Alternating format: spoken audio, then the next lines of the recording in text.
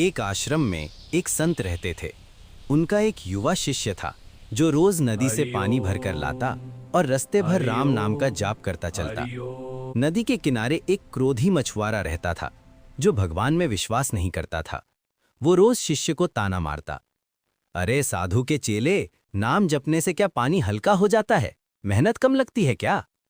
शिष्य कभी जवाब नहीं देता, चुपचाप अपना काम करता और मुस्कुराता हुआ आश्रम लौट आता।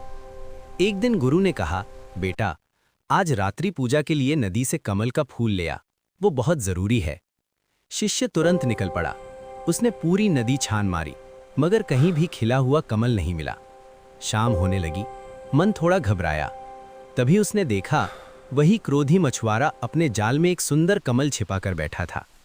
शिष्य ने पास जाकर हाथ जोड़कर कहा, भैया, पूजा के लिए एक कमल चाहिए, कृपा करके दे दो। मछुआरा हंसने लगा और बोला, कमल चाहिए तो शर्त है, तू इस नदी में छलांग लगाकर अपना जीवन भगवान को सौंप दे। अगर तेरा भगवान सच्चा है तो बचा लेगा।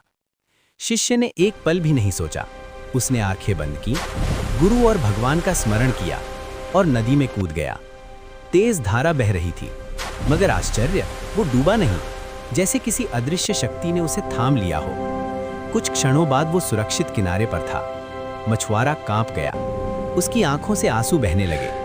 उसने दौड़कर शिष्य को गले लगाया और कहा, आज मुझे सच्चे विश्वास का अर्थ समझ आया। उसने कमल शिष्य को दे दिया। शिष्य आश्रम लौटा और गुरु को कमल दिया। गुरु मुस्कुराए और बोले, बेटा, जिसने अहंकार त्याग कर पूर्ण समर्पण किया, उसे संसार की कोई शक्ति नुकसान नहीं पहुंचा सकती। ईश्वर स्वयं उसकी परीक्षा लेकर रक्षा करते हैं। उस दिन के बाद मछुआरा भी हर सुबह नदी किनारे भगवान का नाम लेने लगा।